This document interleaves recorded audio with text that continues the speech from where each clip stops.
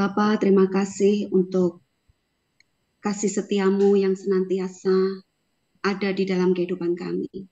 Saat ini kami bersatu hati ya Tuhan, hendak menyambut-Mu ya Tuhan. Berikan telinga yang tajam Tuhan untuk kami mau mendengar akan kebenaran firman-Mu. Berikan hati yang tulus Tuhan, supaya kami dapat mengerti setiap kebenaran firman-Mu itu terjadi di dalam kehidupan kami. Bersabdalah ya Tuhan, sampaikan isi hatimu, kami semua siap untuk mendengarnya. Di dalam nama Tuhan kami Yesus Kristus, kami telah berdoa. Amin. Silakan duduk.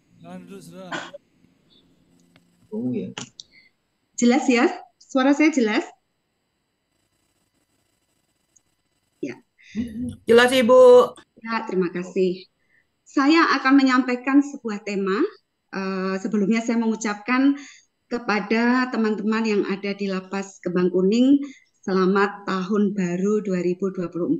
Tahun baru juga Ibu. Ya, selamat tahun baru. Kiranya tahun ini kita hidup dalam kebenaran firman Tuhan yang sesungguhnya. Amin. Amin. Ya.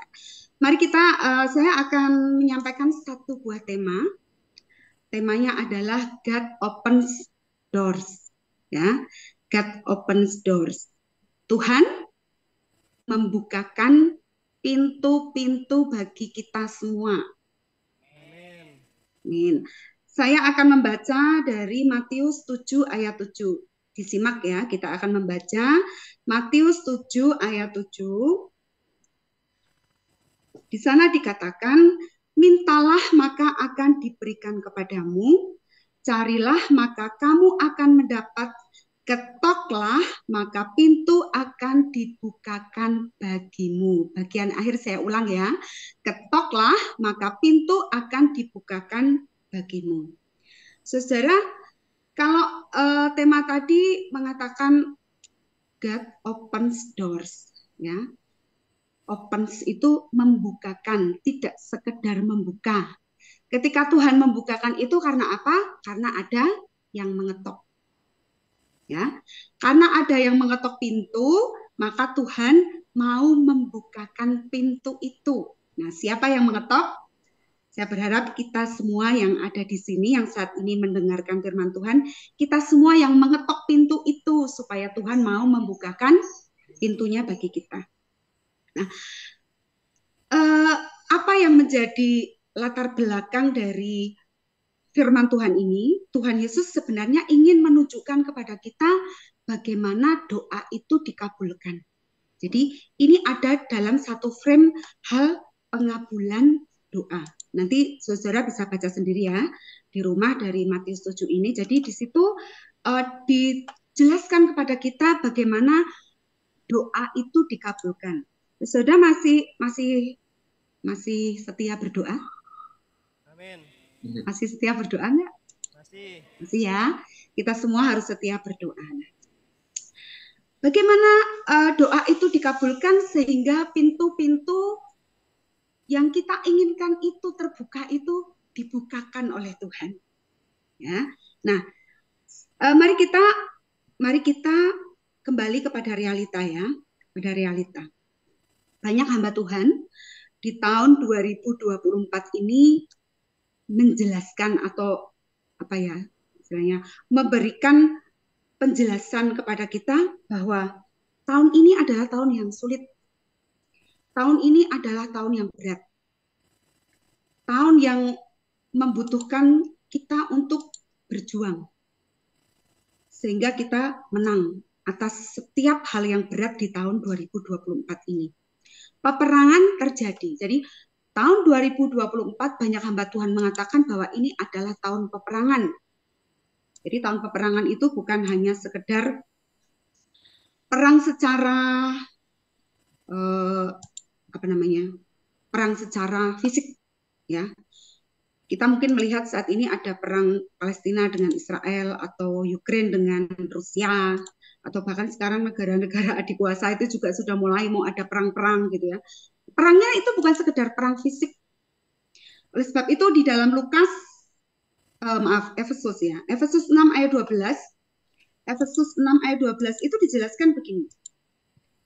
Efesus 6 ayat 12.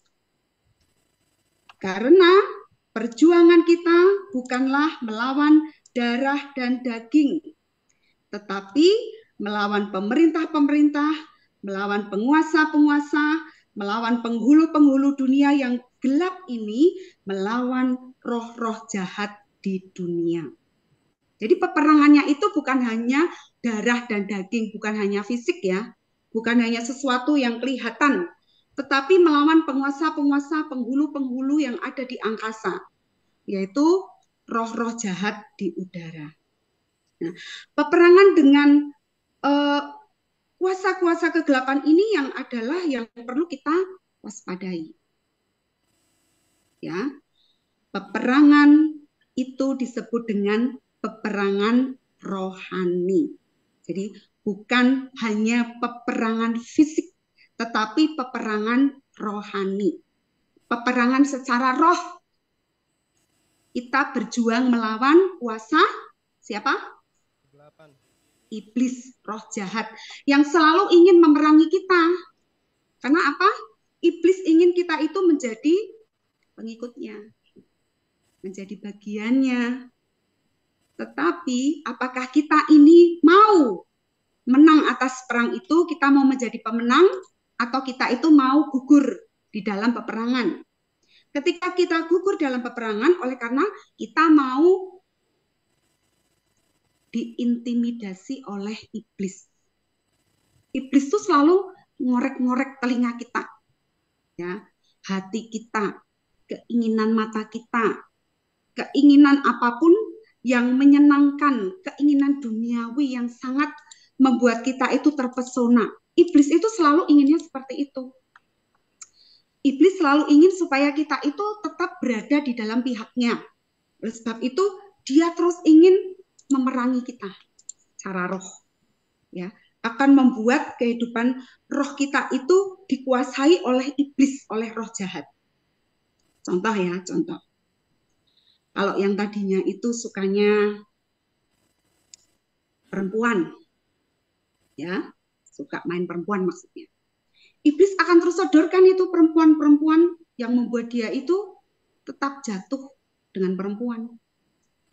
Kalau misalnya tadinya itu kita itu suka dengan yang namanya duit, dengan uang, iblis akan terus sodorkan itu duit dalam hidup kita, meskipun dengan dicari dengan cara-cara yang tidak Tuhan kehendaki. Kemudian kita akhirnya terjebak dengan apa yang disebut dengan mamon. Atau mungkin kalau tadinya suka punya masalah, cari pelarian, pelariannya itu dengan obat, dengan narkoba, supaya kita lupa dengan masalah itu. Ya kita akan disodorkan dengan itu terus. Dimanapun kita berada, kita akan terus disodorkan oleh iblis dengan sesuatu yang merusak sehingga kita itu gugur di dalam peperangan rohani kita. Jadi iblis itu sangat jahat, saudara. Ya, iblis itu sangat jahat. Seperti di dalam Yohanes 10 ayat 10. Ana mesti sering menyampaikan ayat ini ya. Yohanes 10 ayat 10. Saya akan bacakan. Yuk dibaca bareng-bareng yuk, biar nggak ngantuk ya. Kita akan bacakan bareng-bareng Yohanes 10 ayat 10. 1, 2, 3. Pencuri datang hanya untuk mencuri dan membunuh dan membinasakan. Aku datang supaya mereka mempunyai hidup dan mempunyainya dalam segala kelimpahan. Nah, jadi iblis itu pencuri, ya. Iblis itu akan datang mencuri itu untuk apa? Ya mencuri, ya membunuh dan membinasakan. Kalau kita itu disodori dengan hal-hal duniawi yang menurut kita itu enak, itu hanya sementara, sifatnya fana. Karena berkat itu, kelimpahan itu datangnya dari Allah. Nah, iblis itu akan seperti itu. Dia akan terus merongrong kehidupan rohani kita. Dia akan terus mencuri damai sejahtera kita, akan mencuri firman kebenaran itu di dalam kehidupan kita. Supaya apa? Supaya kita terbunuh dan dibinasakan. Nah, saudara, kita berharap ya bahwa kita itu tidak berada di dalam sebuah frame peperangan rohani yang gugur. Misalnya, buat apa berdoa? Buat apa baca firman? Toh hidup saya hanya gini-gini aja. Belum ada jawaban itu artinya. Belum ada jawaban atas doa kita. Kita kalah di tengah jalan. Nggak ada Yesus-Yesusan. Nggak ada Tuhan-Tuhanan. Nggak ada jawaban. Saya toh masih seperti ini, saya semakin menderita, saya lebih menderita lagi. Nggak ada Yesus-Yesusan. Mungkin kita sudah sampai di tahap seperti itu. Hati-hati saudara, iblis itu akan terus mengawasi kita. Dia akan terus ada di dalam garda terdepan untuk mendorong kita supaya kita terjatuh. Supaya kita binasa. Hati-hati dengan kita yang mungkin sudah di level itu ya. Tahap itu sudah tidak ada harapan lagi. Karena apa yang kita inginkan tidak terjadi dalam kehidupan kita. Mari kita tersadar dengan satu ayat ya. Saya membacakan dari 2 Samuel. Ada satu ayat 2 Samuel 12 yang ini sangat menyentuh hati saya. Jadi suatu saat gembala sidang kami berkhotbah, saya tersentuh dengan ayat ini. 2 Samuel 12 ayat 9, tapi akan saya bacakan di bagian A saja. Tuhan berkata begini, mengapa engkau menghina Tuhan dengan melakukan apa yang jahat di matanya? Saudara, ini adalah sebuah ungkapan perasaan Tuhan. Mengapa engkau menghina Tuhan dengan melakukan apa yang jahat di matanya? Tuhan itu Allah yang hidup. Ada amin? Amin. Tuhan itu Allah yang hidup. Dia bisa merasakan, dia punya hati. Rasanya itu sedih sekali. Tuhan sedih sekali ketika hambanya yang sangat ia cintai, yaitu siapa? Daud. Daud itu melakukan apa yang jahat di mata Tuhan. Kurang apa Tuhan memberikan berkatnya kepada Daud. Daud itu orang yang sangat diberkati Tuhan. Tetapi saat itu hati Tuhan merasa sangat sedih atas kejahatan yang dilakukan oleh Daud. Daud melakukan kejahatan, mengambil istri dari Uria. Kemudian Urianya itu dibunuh. Walaupun bukan dengan tangan Daud sendiri, tetapi dia memberikan perintah untuk Uria itu ditaruh di garda terdepan pada saat peperangan sehingga akhirnya Uria terbunuh. Daud mereka-rekakan kejahatan yang luar biasa. Mereka-rekakan kejahatan yang sangat luar biasa. Supaya apa? Supaya apa yang menjadi keinginan hatinya itu terpenuhi. Dan Tuhan sangat sedih. Tuhan Allah sangat sedih. Karena apa? Itu sudah menghina Tuhan.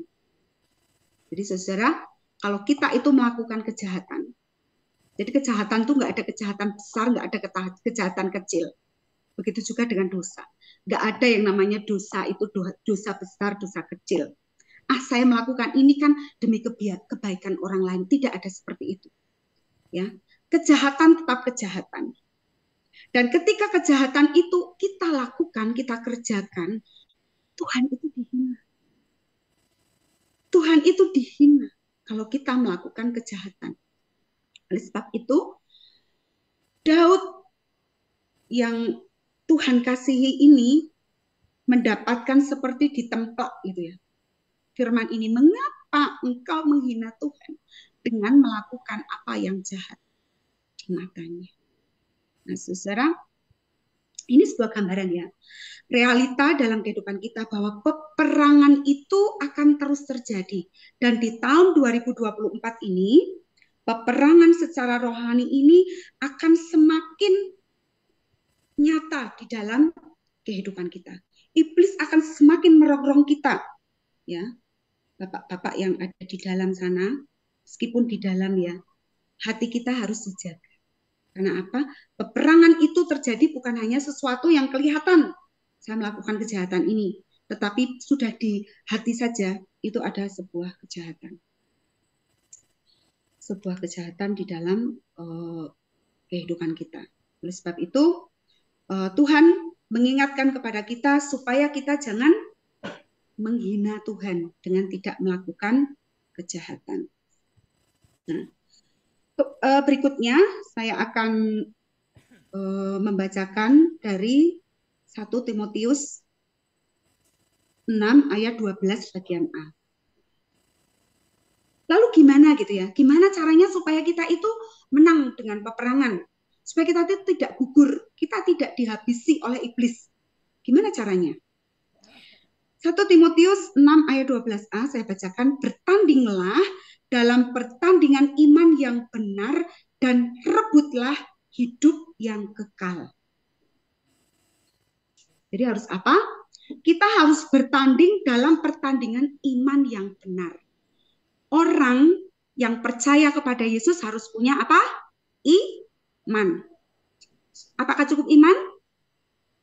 Semua orang boleh mengatakan, saya punya iman kok sama Tuhan. Saya orang yang beriman.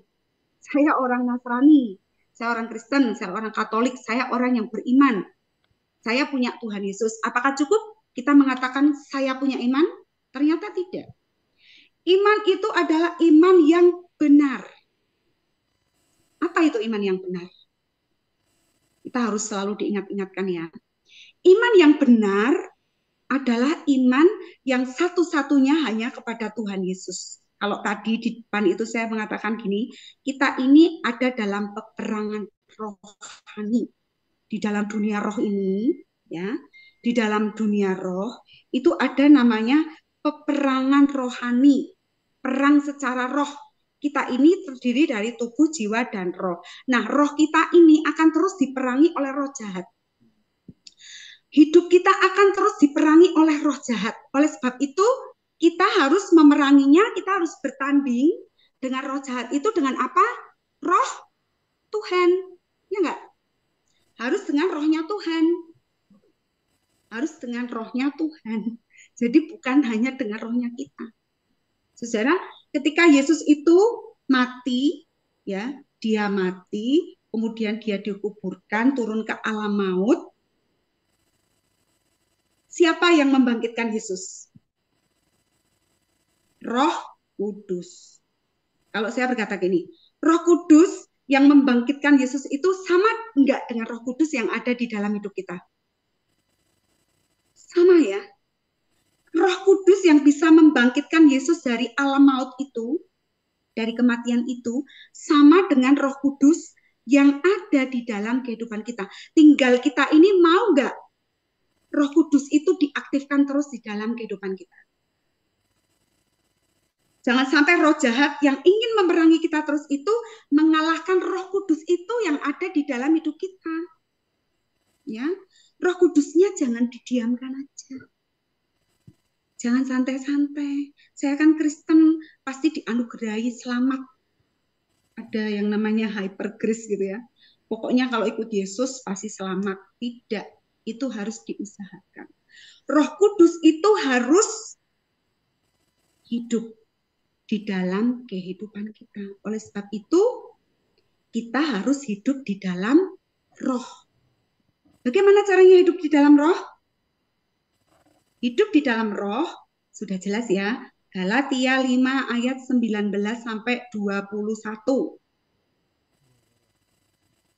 Galatia 5 ayat 19 sampai 22 itu ada hidup menurut daging dan hidup menurut roh. Nah, hidup menurut roh itu di ayat 22 ya. Itu kita harus terus aktifkan.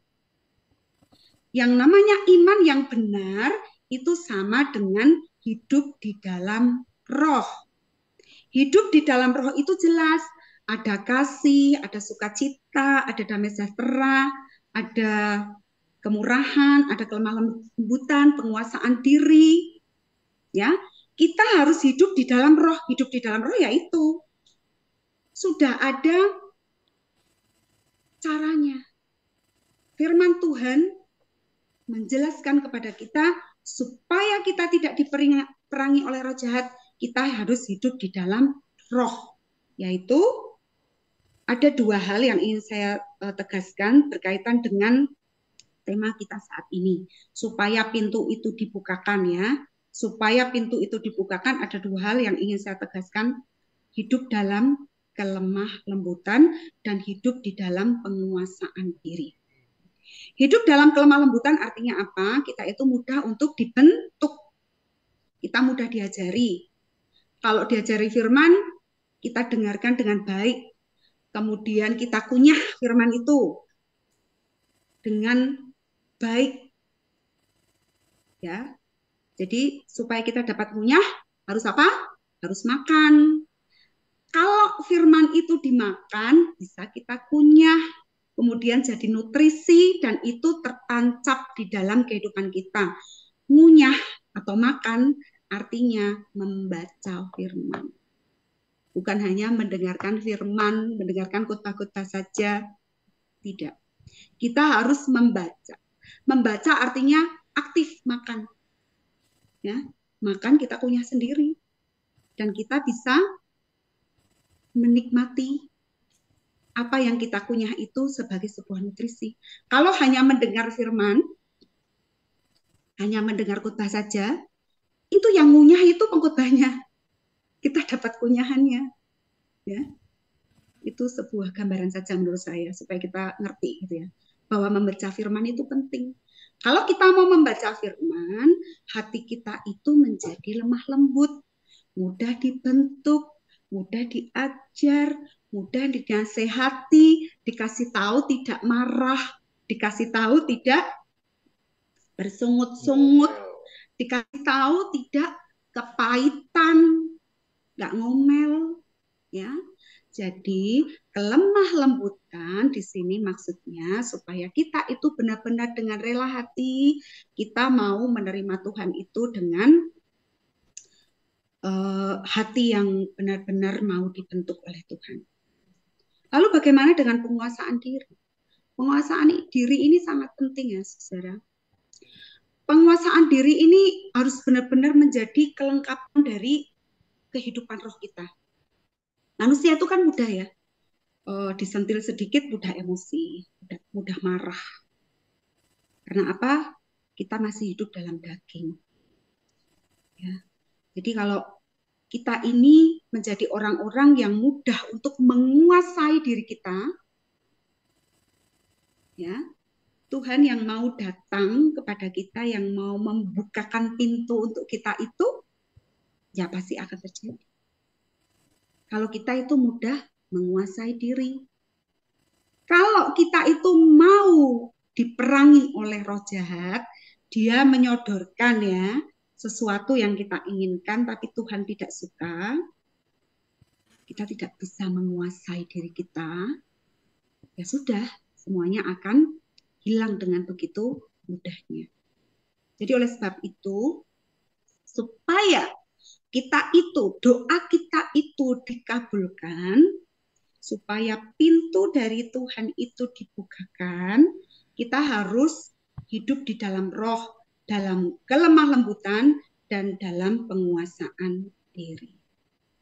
Nah, saudara, ada bagian yang ingin saya sampaikan. Jadi kalau temanya itu God opens door, artinya Tuhan itu akan membukakan pintu-pintu. Pintunya itu kan banyak banget. Ya. Kalau dunia ini menawarkan berbagai kenikmatan dan sesuatu yang menyenangkan, Tuhan itu ada di atas semuanya itu. Karena apa? Tuhan adalah Allah pencipta langit dan bumi dan segala isinya.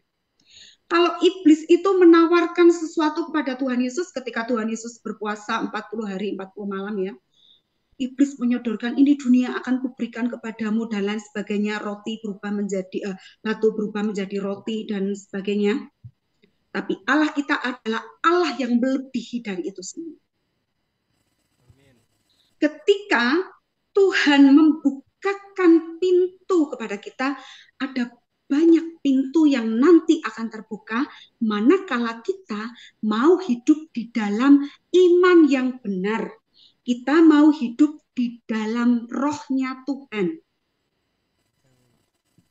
Saya akan menyampaikan beberapa pintu ya yang akan dibukakan. Pintunya kan banyak. Ini saya hanya akan menyampaikan beberapa pintu saja. Contoh saja ya. Ada 4 pintu yang ingin saya sampaikan di sini. Yang pertama, pintu pemeliharaan. Ingat ceritanya yang kita rajin baca Alkitab ya. Ceritanya Nabi Elia ya. Nabi Elia dengan seorang janda di Sarfat. Ada sebuah daerah namanya Sarfat. Di sana ada seorang janda bersama satu anaknya di daerah Sarfat. Saat itu Nabi Elia datang mengunjungi janda ini.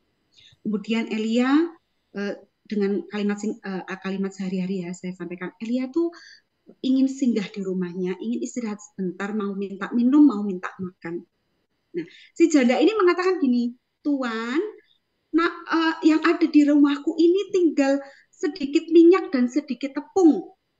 Kalau saya membuat roti dari sedikit minyak dan sedikit tepung itu, jadi roti itu hanya bisa dimakan olehku dan anakku, dan sesudah itu kami akan mati kelaparan. Karena apa? Karena hanya itu yang tersisa. Jadi diceritakan ya, pada saat itu kan ada kelaparan 3 tahun 6 bulan. Nah, termasuk si janda Sarfat ini juga mengalaminya. Nah, waktu itu dia tinggal memiliki harta bendanya ya cuma itu. Tapi waktu itu Nabi Tuhan ini minta, tolong buatkan sedikit roti, sepotong roti untuk makan. Dan si janda Sarfat ini mengatakan seperti itu. Tapi apa yang dilakukan, walaupun si janda ini mengatakan begitu, dia tetap melakukan. Dia tetap membuat roti dan tetap diberikan kepada Nabi Elia, walaupun dia tahu dia sudah tidak punya makanan lagi untuk hidup dengan anaknya. Lalu apa yang terjadi? Kemudian Tuhan memberkati si janda Sarfat ini. Ketika ada kelaparan 3 tahun 6 bulan, dia tetap bisa membuat roti untuk dia makan dan anaknya. Jadi ketika dia membuka buli-buli minyak dan tepungnya, itu tetap ada tersedia di sana. Dan dia tetap terpelihara. Itu yang namanya iman. Iman itu enggak hanya kita berkata-kata, tapi ngalami. Kita itu mengalami sendiri. Dan si janda ini melakukannya. Dan dia melakukan dengan hati yang tulus. Dan Tuhan memelihara. Satu pintu pemeliharaan dan ada di dalam Alkitab kita. Yang kedua adalah pintu berkat. Pintu berkat ini kita bisa melihat dari apa yang dikerjakan oleh Abraham. Tuhan Allah berkata, kamu akan menjadi berkat bagi banyak bangsa. Tapi tidak hanya titik. Tuhan bilang, kamu akan menjadi berkat bagi banyak bangsa. Titik. Habis itu Abraham menjadi berkat. No. Tapi iman Abraham ini diuji. Iman yang benar itu diuji. Ketika dia diminta untuk mengorbankan anak yang sudah ditunggu lama sekali. Ketika untuk mengorbankan Ishak, Abraham mau melakukannya dengan sepenuh hati. Abraham mengalami iman yang benar itu. Dia mau melakukannya untuk Tuhan. Akhirnya apa? Benar-benar Abraham menjadi bapa berkat bagi banyak bangsa. Saudara, saya akan memberikan kesaksian sedikit ya di bagian ini. Berkat Tuhan itu tidak pernah berhenti loh ya. Berkat Tuhan itu ada terus. Ini menurut saya berkat adalah bonus ya. Bonus dari apa yang kita imani. Saya ada sebuah kesaksian. Jadi pada waktu Natal kemarin itu, ibu kandung saya, jadi itu sakit HNP, jadi ada saraf kejepit, ada juga infeksi saluran kencingnya. Nah, kemudian ibu saya ini oleh adik saya, karena tinggal di Wonosobo, kami masih di Semarang waktu itu, saya minta adik saya untuk dibawa ke rumah sakit. Kemudian ketika di rumah sakit, akhirnya mendapat kamar sesuai dengan kelasnya. Jadi ibu saya itu masuk di kelas 2 BPJS. Sesuai kelasnya. Kemudian ketika di kelas itu, ibu saya itu merasa kurang nyaman karena ada sebelah itu yang batuk seperti TBC gitu, nggak berhenti. Sementara ibu saya masih kesakitan karena waktu itu hari Minggu, jadi belum ditangani oleh dokter, baru ada dokter jaga dan lain sebagainya. Intinya begini, merasa kurang nyaman dengan kamar di situ karena ada 4 orang yang ada di situ. Kemudian suami saya bilang gini, kami dalam perjalanan ya, kami masih di mobil, bilang gini, bilang sama adikmu cari kamar yang 1 orang supaya ibu merasa nyaman sehingga ketika nanti ditangani dan lain sebagainya itu mendapatkan perawatan yang baik. Saya bilang sama adik saya, Ben, namanya Benyamin, Ben cari kamar yang 1 orang.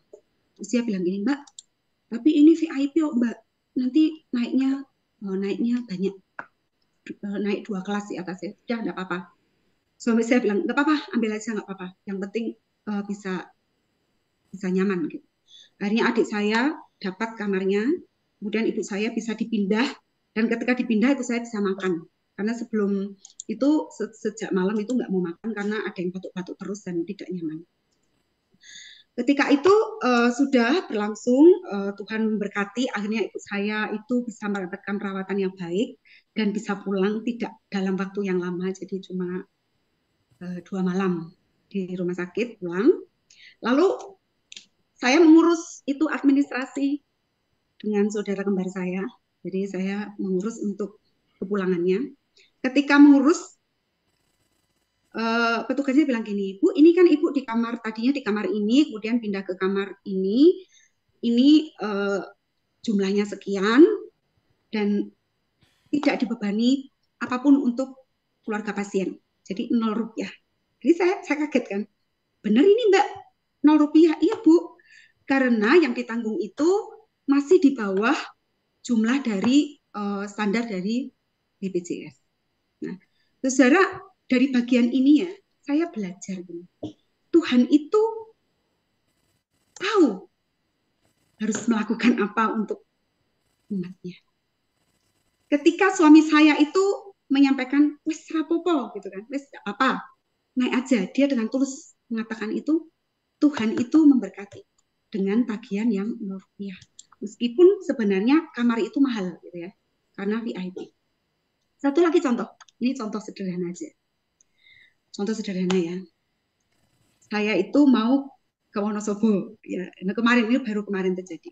Mau ke Wonosobo, mau nengok ibu saya lagi yang ingin melihat keadaannya setelah opnam yang dulu itu. Jadi saya mau ke sana lagi. Tapi karena saya itu banyak ada pesanan risoles yang harus saya simpan dengan baik supaya ketika saya pulang itu tetap baik gitu ya. Saya mencoba untuk mengeluarkan barang-barang yang ada di freezer saya. Mana ya yang nggak penting karena kok ini kurang cukup gitu ya. Jadi saya mencoba untuk memilah-milah mana yang harus saya ambil dari sini. Nah, waktu itu saya tuh nemu satu kotak itu isinya tuh nangka yang sudah matang. Jadi nangka itu sering saya pakai untuk kalau membuat es buah gitu ya, es buah atau es teler gitu ya. Waktu itu saya menggumam gini, coba Tuhan ada alpukat, ini nangka ini nggak menemuin tempat di freezer ini, jadi nanti itu saya bisa buatin es teler buat anak saya dan buat suami saya.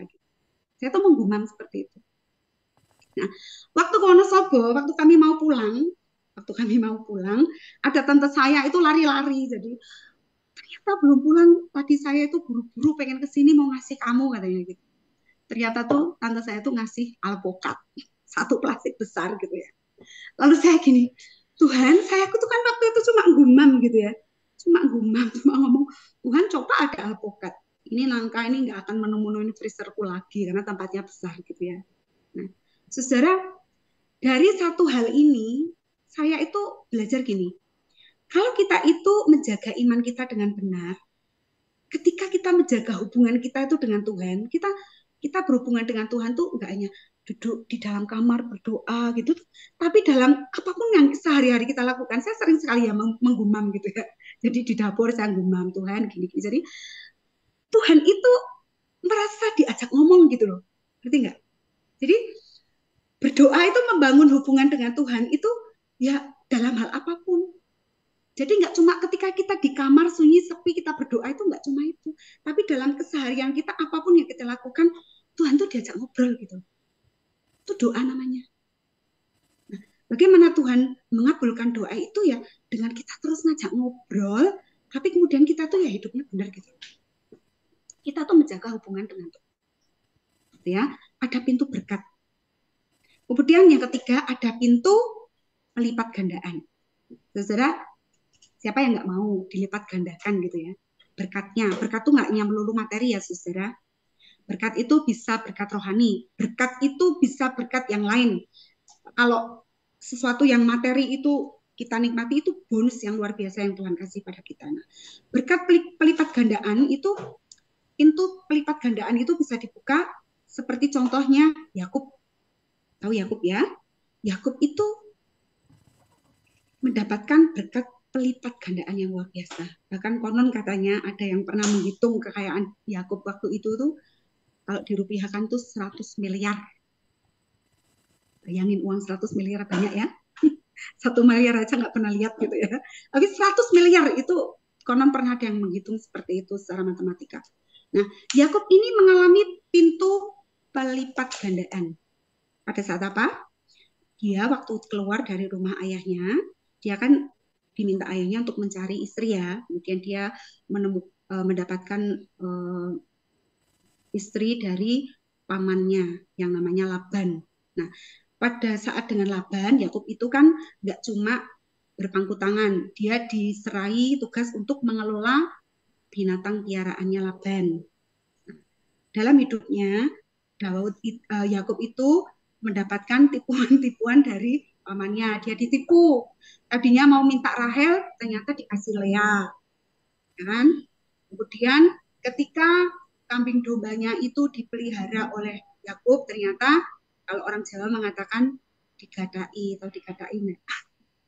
Dia tuh ditipu, harusnya dapatnya 2 dikasih 1, harusnya dapat 1 nggak dikasih gitu ya. Jadi bacalah Alkitab supaya tahu ya cerita ini. Jadi Yakub ditipu habis-habisan sama Laban, tapi Yakub tetap apa? Setia. Dia tetap setia kepada Laban. Dia tetap setia melakukan tugasnya sehingga dia mengalami promosi di dalam hidupnya, ya. Ketika dalam setia dalam pekerjaannya, dia mengalami promosi dalam hidupnya, akhirnya apa? Dia mendapatkan pelipat gandaan dari harta bendanya. Dia punya berbagai macam binatang, ya. Dia mendapatkan pelipat gandaan dari Tuhan. Kemudian yang keempat adalah pintu keselamatan. Ini penting, saudara. Siapa yang nggak mau selamat di dalam hidupnya, dunia maupun akhirat gitu ya, istilahnya gitu. Kita itu mau selamat gak hanya di dunia, tapi ketika kita kembali kepada Tuhan, kita juga selamat. Kita gak mau dijatuhkan ke jurang maut ya. Kita tidak mau ke neraka bersama dengan si jahat itu, si iblis itu. Nah, supaya pintu keselamatan itu terjadi, ya kita harus memelihara iman yang benar kepada Tuhan.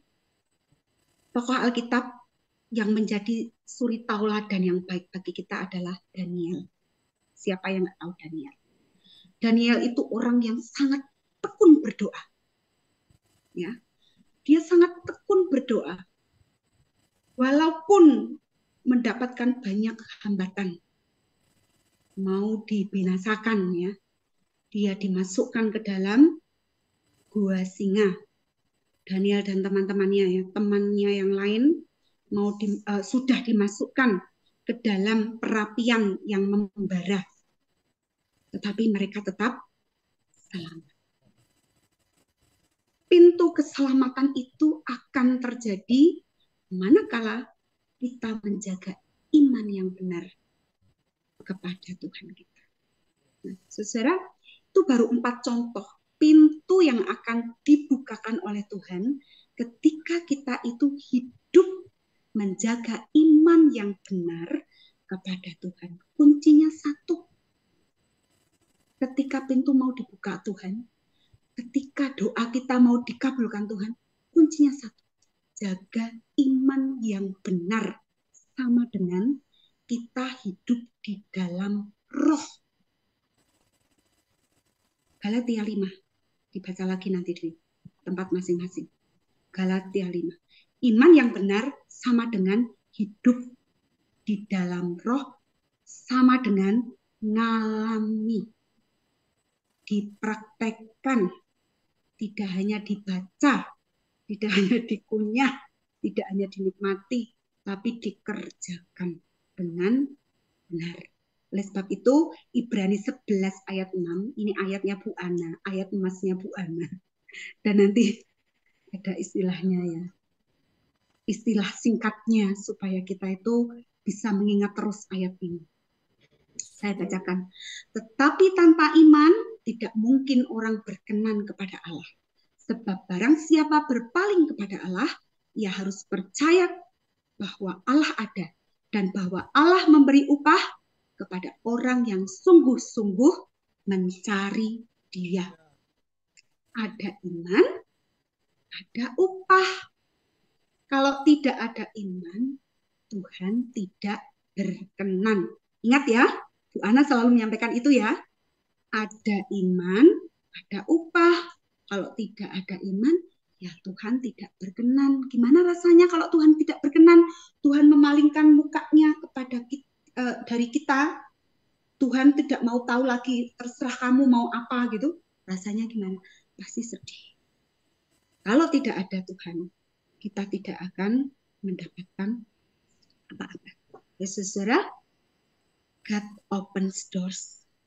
Terjadi di dalam hidup kita. Amin. Amin. Sampai di sini kita mendengarkan firman Tuhan. Mari saya ajak bangkit berdiri. Mari kita berdoa. Tuhan, terima kasih untuk firman-Mu yang terus mengingatkan dan mengingatkan kepada kami ya Tuhan, untuk kami menjagai iman kami, supaya beriman yang benar hanya kepada-Mu, sehingga pintu-pintu itu terbuka ya Tuhan, Engkau sendiri yang membukakannya bagi kami, sehingga kami menjadi orang-orang yang berada terus di dalam genggaman erat tangan-Mu ya Tuhan. Terima kasih ya Tuhan, kami terus berdoa untuk saudara kami yang ada di Kembang Kuning, yang ada di gereja ujung bumi ini ya Tuhan. Berikan mereka hati yang terus hanya bersandar kepadamu ya Tuhan, supaya iman mereka terus bertambah-tambah ya Tuhan, sehingga mereka boleh mengandalkan Tuhan di dalam setiap keadaan, dalam setiap pergumulannya, sehingga Tuhan memberikan yang terbaik bagi kami semua. Terima kasih Tuhan, di dalam nama Tuhan kami Yesus Kristus, kami telah berdoa dan mengucap syukur. Amin. Amin. Lanjut doa berkat Bu. Iya. Ini. Saudara, kita akan meminta berkat dari Bapa. Mari kita buka tangan kita lebar-lebar. Mari kita siapkan hati kita, wadah kita yang besar untuk menerima berkat dari Tuhan. Memberkati kita dan melindungi kita. Tuhan menyinari kita dengan wajah-Nya dan memberi kita kasih karunia. Tuhan menghadapkan wajah-Nya kepada kita dan memberi kita damai sejahtera. Amin.